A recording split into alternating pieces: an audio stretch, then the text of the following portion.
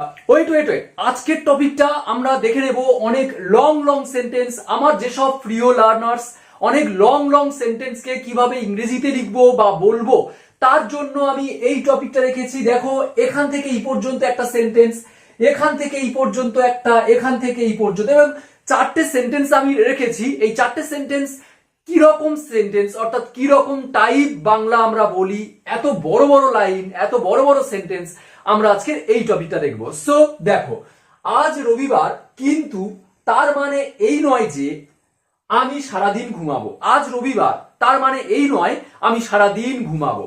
Next, লোকটি একজন শিক্ষক কিন্তু তার অর্থ এই নয় যে তার সকল বিষয় সম্পর্কে ধারণা আছে। লোকটা একজন শিক্ষক কিন্তু তার মানে এই নয় যে তার সব বিষয়ে জ্ঞান আছে।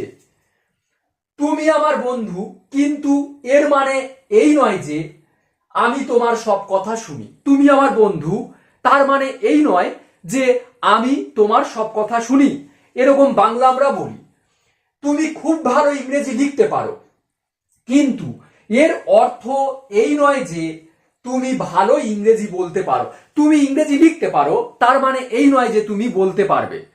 সো আমরা এই ধরনের বাংলা বলতে, যেমন আমি যদি বলি আমি তোমার সঙ্গে দেখা করব, তার মানে এই নয় যে আমি এটা করব বা তুমি ওটা করবে। সো আমরা এরকম বাংলা বলি যে আমি সাইকেল চালাতে পারি, তার মানে এই নয় যে আমি বাইক চালাতে পারবো। ক্লিয়ার?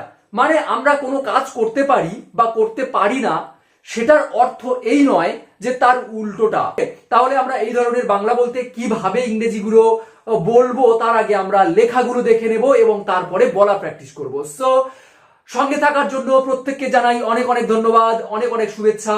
আর আশা করি প্রত্যেকেই খুব ভালো রয়েছো, আমার ক্লাস থেকে একটু কিছু শিখছো। এই যে কমেন্ট আমাকে প্রত্যেকেই করো যে আমার ক্লাস থেকে একটু কিছু তোমরা নিতে পারছো, শিখতে পারছো, এটা দেখে সত্যিই আমার খুব ভালো লাগে।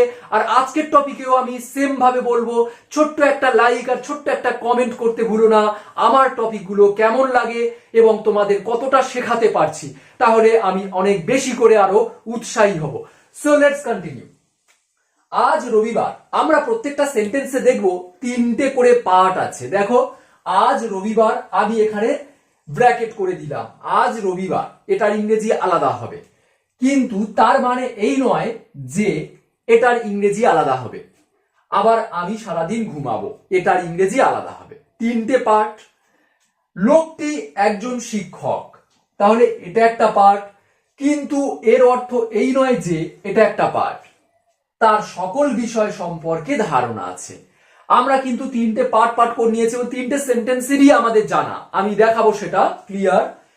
তুমি আমার বন্ধু কিন্তু এর মানে এই নয় যে আমি তোমার সব কথা শুনি, এটা একটা পার্ট। তিনটে।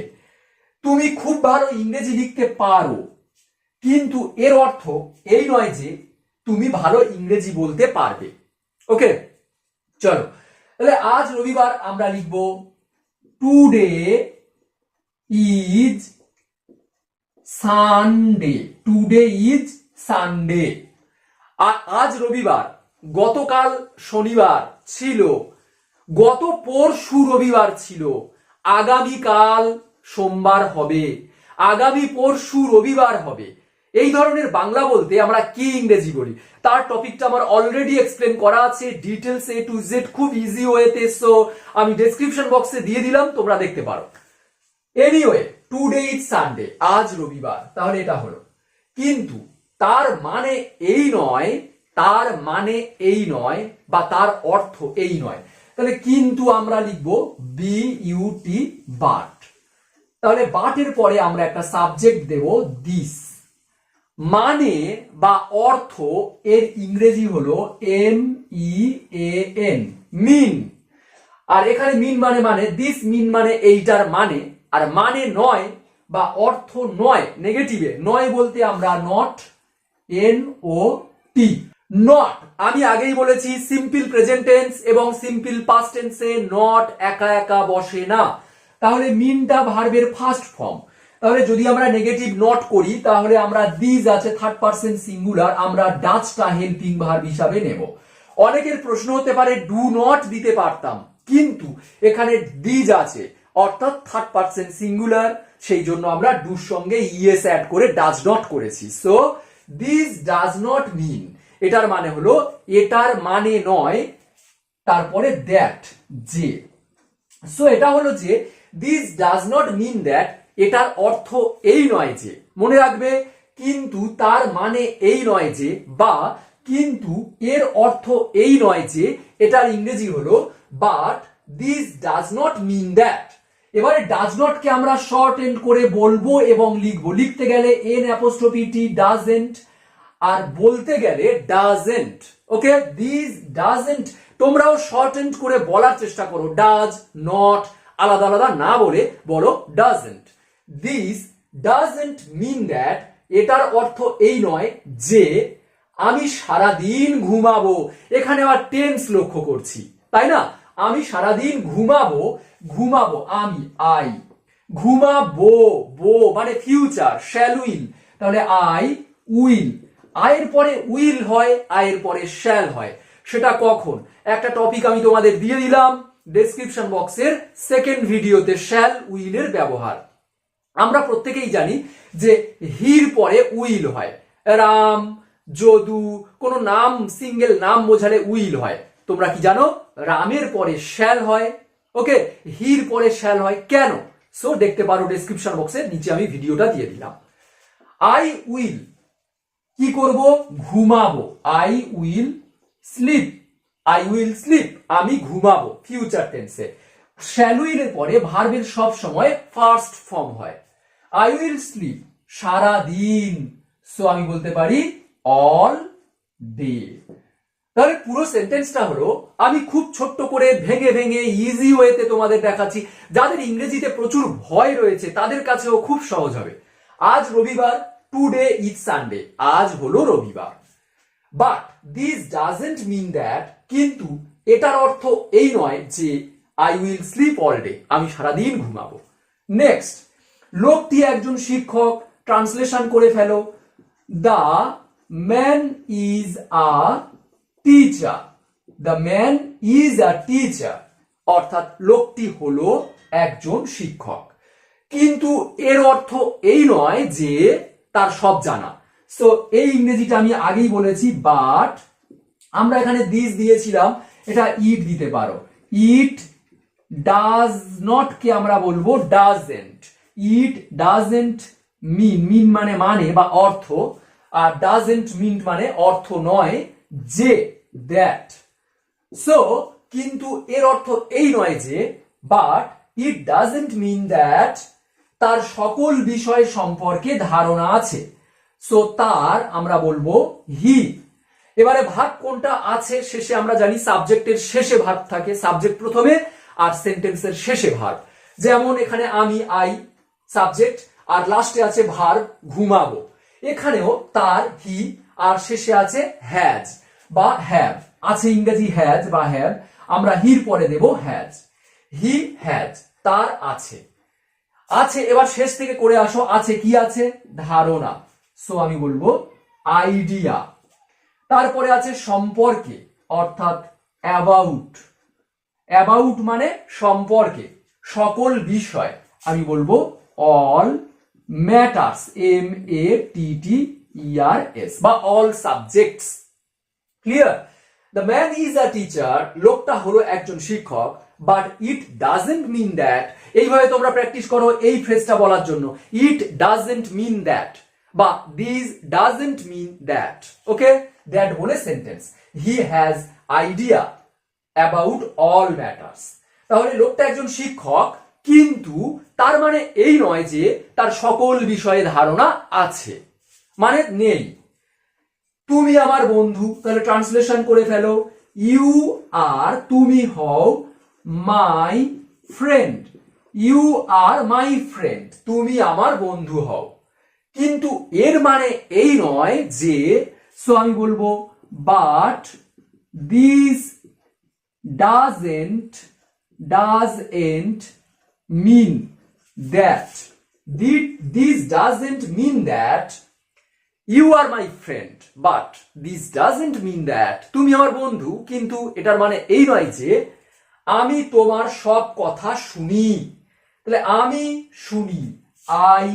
আমি শুনি, আমি খাই, আমি যাই, আমি বলি, আমি লিখি, আমি পড়ি, আমি শিখি। এই ধরনের যেটা আমরা নিয়মিত, যেটা আমরা নিত্য নৈমিত্তিক কাজ, অর্থাৎ সিম্পল প্রেজেন্ট টেন্স বা প্রেজেন্ট ইনডিফিনাইট টেন্স বলি। প্রেজেন্ট ইনডিফিনাইট টেন্সের নিয়ম হলো সাবজেক্টের পরে ভার্ব, ভার্বের ফার্স্ট ফর্ম। ওকে, প্রেজেন্ট ইনডিফিনাইট টেন্স ছাড়াও পুরো 12টা টেন্সের টপিক রয়েছে। আমি ডেসক্রিপশন বক্সে সমস্ত টেন্সের টপিকগুলো আজকে দিলাম, দেখতে পারো। সো আমি শুনি, আই, HEAR, এটা সিম্পল প্রেজেন্ট টেন্স, তার জন্য ভার্বের ফার্স্ট ফর্ম। আর সিম্পল পাস্ট টেন্স হলে ভার্বের সেকেন্ড ফর্ম। আই হিয়ার, আমি শুনি। তোমার সব কথা, তোমার ইংরেজি কি? ইওর। আর সব অল। আর কথা WORDS, all words. Your all words, your all words, তোমার সব কথা। মাই অল ওয়ার্ডস, আমার সব কথা। হিজ অল ওয়ার্ডস, তার সকল কথা। ওকে, নেক্সট, তুমি খুব ভালো ইংরেজি লিখতে পারো। তাহলে তুমি পারো, তাহলে আমি বলবো ইউ। পারা ইংরেজি কি? ক্যান। আমরা can, could, may, might, shall, should, will, would, এগুলোর সমস্ত ডিটেল ডেসক্রিপশন আমি ডেসক্রিপশন বক্সে দিয়ে দিচ্ছি, ক্যানের ব্যবহার, কুডের ব্যবহার। ইউ ক্যান, তুমি পারো কি করতে? লিখতে। সো WRIT, লিখতে। আমি অনেকবার বলেছি আর প্রত্যেকবার বলি আর ইন ফিউচারে বলবো, প্রথমে আমরা সাবজেক্ট বসাবো, তারপরে শেষ থেকে আমরা করে করে আসবো বাংলা সেন্টেন্সের ইংরেজিতে ট্রান্সফার করার জন্য। সো তুমি পারো, ইউ ক্যান। পারোর আগে আছে লিখতে, রাইট। ইংরেজি করে দাও, you can write English, you can write English. খুব ভালো, ভালো কি? ওয়েল। আর খুব ভালো, ভেরি ওয়েল। ওকে, খুব ইজি ওয়েতে আমি বলার চেষ্টা করছি, হয়তো যারা একটু জানো তাদের কাছে খুব ইজি বা মনে হচ্ছে অনেক বেশি কথা বলে ফেলছি আমি, কিন্তু আমি একেবারে প্রাইমারি লেভেল থেকে বলতে চাই, যারা একেবারেই জানো না তাদের জন্য তো খুব ইজি হবে, আর যারা জানো তাদের একটু ধৈর্য ধরে শোনো পুরো টপিকটা, তাহলে তোমাদের কাছে আরো ক্লিয়ার হয়ে যাবে আর অনেক দিন টপিকটা মনে রাখতে পারবে। So you can write English very well, you can write English very well.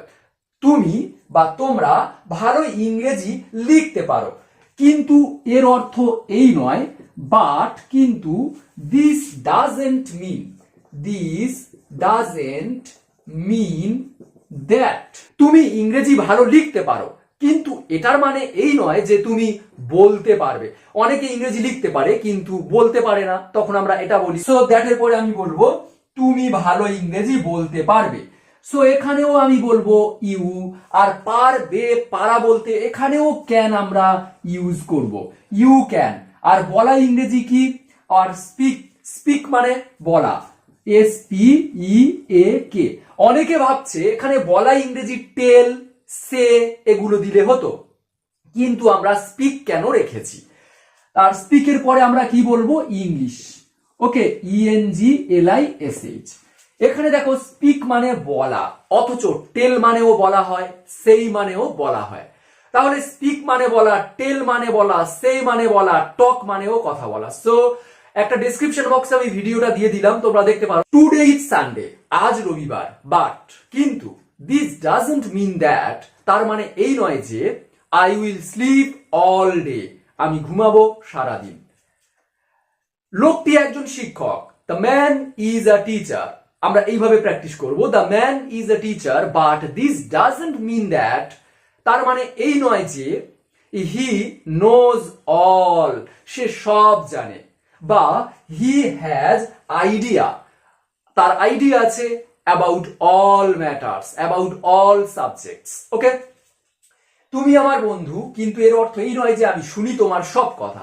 You are my friend, but this doesn't mean that, কিন্তু এটার মানে এই নয় যে I hear your all words, আমি শুনবো বা আমি শুনি তোমার সব কথা।